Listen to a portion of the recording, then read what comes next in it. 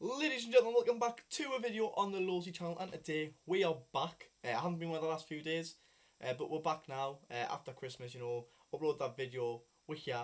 And today we're talking about transfer rumours, but before we get into the video, please make sure you like, subscribe and comment, and let's get into it, guys. Right then, boys, here we are, January transfer rumours and deals that are pretty much confirmed. I've picked out 6 of the top ones I've seen. And let's get into it. So the first one, we're starting with a Chelsea player. It's Ian Mattinson. He's just signed a new 2-year deal with Chelsea with a release clause, but he has went on loan to Borussia Dortmund. He is flying for his medical right now. Do I believe this is a good move for him? Yeah, I think, you've seen all these young players go out with Dortmund and succeed. I think it's a smart move by Chelsea, being able to get a 2-year extension out of him as well. And Mattison's going to be he's going to be a Dortmund player. He went from Burnley last season, won the championship there, and then he went to make 12 appearances for Chelsea in the Premier League this season. Hasn't scored or assisted, but he's done all right. And if Pochettino's trusting him to play 12 Premier League games, aka coming off the bench in some of the games as well, then I'm sure he's a decent enough player. And they've given him a contract extension, probably just to protect the back, just in case they want to sell him on. But I think it's a good move for the young man. And he's made 3 appearances in the Carabao Cup as well. So I believe this is a good deal. Chelsea fans, what do you think about this? Dortmund fans, if any Dortmund fans are watching, what do you guys think about this? Because it's not a bad move for the lad, to be fair to him. But this is exclusive from Fabrizio Romano about 55 minutes ago, and I think top move. But going on to the next one, which personally I don't know much about him, but I really do like the player. I want to say this right. It's Ruud Dreisig. As I say, I don't know much about him. I've got this screenshot on the screen at the moment. It is quite a screenshot from about 2 days ago, but the deal is confirmed now, and I've got some information on the screen. Not confirmed with clubs, but pretty much confirmed when Fabrizio Romano's just about to say, here we go, it's one of them ones, guys.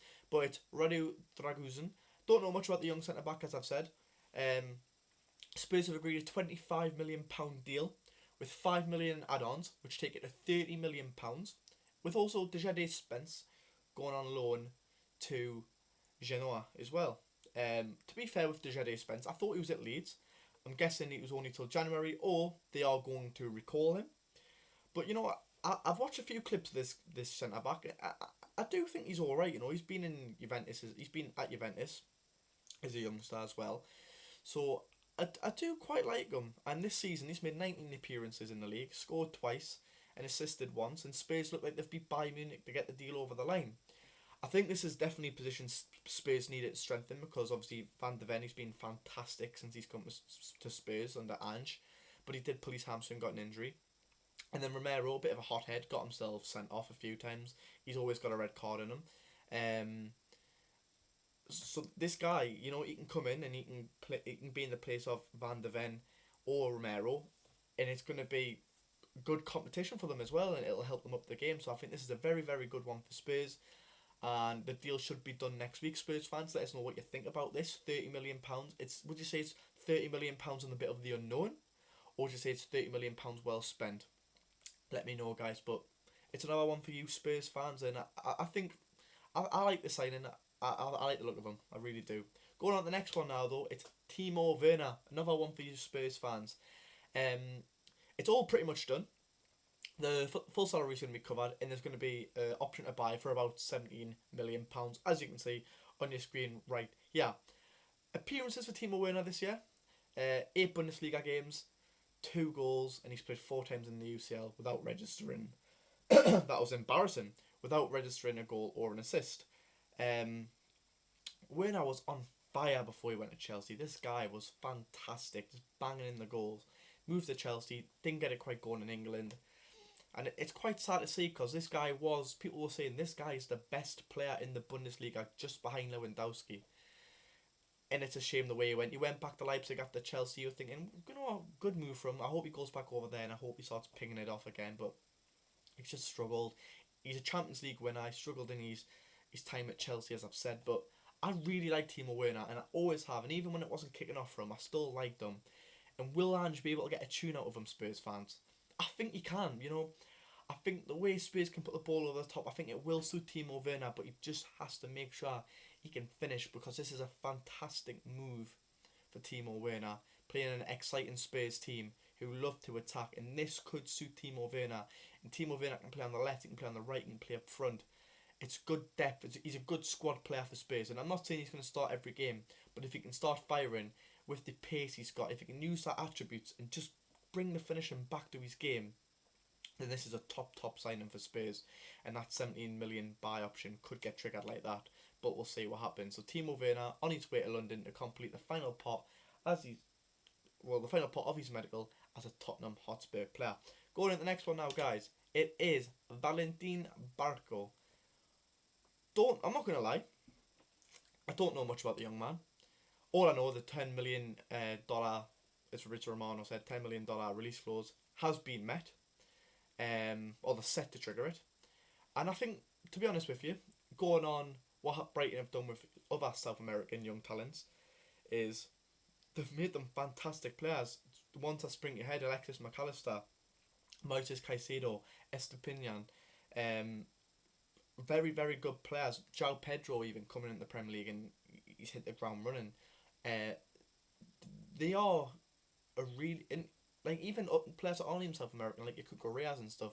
When he went to Brighton, he was fantastic. Goes to Chelsea, doesn't look like the player he was. Very, very good signing for Brighton Hove Albion. I don't know much about him, as I said, but he's highly talked about. So he's clearly a top talent. And we'll have to see what Brighton can do with him, because I think De Zerbi will be able to get a tune out of this young man, mould him into a very fantastic player, and it's meant to be all finalised by this week. So here we go, coming soon, as Fabrizio Romano said. Brighton fans, are you excited by this?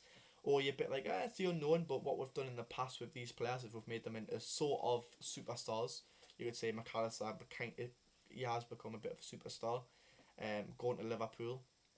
Obviously, he doesn't play some games, but he plays other games, and I really like. McAllister is a World Cup winner.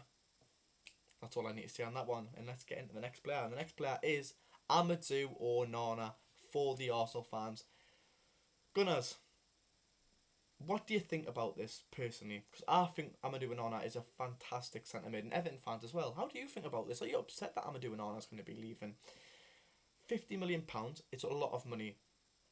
Money that Everton can invest back in, but are you going to find a quality player like Onana? Probably can, but it seems to be that they've got a special bond with Onana, the Everton fans. So what I see on Twitter and what Onana has said in press, like in past interviews, that I love the time here, the fans are special. He said a lot of things like that, and he's a very talented midfielder. But for me, is a midfielder what Arsenal need? Because I believe, and I know from watching Arsenal fans TV and stuff, and listening to Arsenal fans as well, and have some Arsenal fans as well, that Arsenal need a forward, because at the moment, Martinelli and Saka are on firing. Jesus has been a bit injury prone, and then Nketiah, he scored a hat-trick against Sheffield. He can't have some games where he's good, but he's not that guy that's going to take Arsenal to the next level, where if Jesus drops out or they need a goal, you bring Nketiah on. It's like, no, bring Ivan Toney on, start Ivan Toney, or bring Vlahovic on or stop Vlahovic. They're going to get you a goal because they're proven goal scorers. And I just think, if Arsenal do pay up this 50 million, because he's appreciated as the season here, but is a deal on, he's appreciated, but should Arsenal be spending that 50 million elsewhere, Arsenal fans? That's one for you.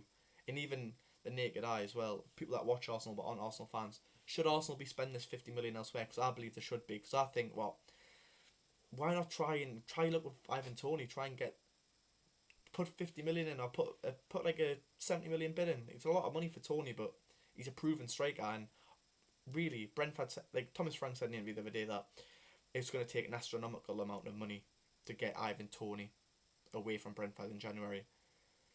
But it's probably going to take an astronomical amount in the summer to do that, to be honest with you. So why not test the waters with them, see what Brentford are going to be like? Because if you put a lot of money in the face, are Brentford going to say no? I mean, they are struggling a bit in the league, but having Toney back could be a big boost. But not even that. Like, Arsenal should be able to find a striker, but it looks like they're going to get Onana, or they're trying to get Onana. They could go for both. I'm not quite sure. Obviously, I don't work at Arsenal, so I don't know this, but Amadu Onana, if he's there for the taking and they go from, they're going to go from, and it's going to be a decent depth for Arsenal in the midfield, but they probably should invest more in that attack. And if we talk about Onana this year, he's played 16 times for Everton, he scored once. He's a player that Everton fans adore, as I said. Where does the future lie from, guys? Who knows? But let's move on to the next one. And the final one is Andreas Christiansen, coming from my club, Newcastle. Well, he's come from Barcelona to Newcastle, hopefully. As I say, we are interested in signing Andreas Christiansen. Something on here says Andreas Christiansen is Newcastle United's priority target for this window, but they have FFP restrictions to address before being able to make this move. I can definitely get behind this move, but for me, there's bigger priorities.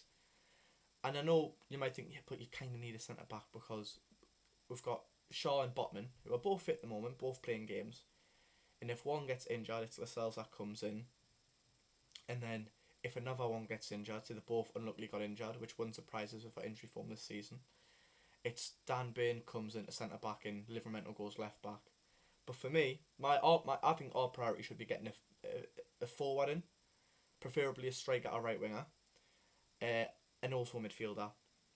Maybe explore the options of getting Calvin Phillips on a loan, even if you have to put an option to buy in there, not a Mandry, but an option to buy or play like a £5 million loan fee. I think maybe could be worth it because, to be honest with you, we're all going to need midfield depth. Obviously, we lost Sandro Tonali for a bit, and the same midfielders are playing a lot of games. I think Calvin Phillips would be nice to just sit in the midfield and let Bruno play a bit forwards more in the 8. And I just think Calvin Phillips is because I think some games you look at our midfield and it's been easy to break through. I think Calvin Phillips will stop that from happening.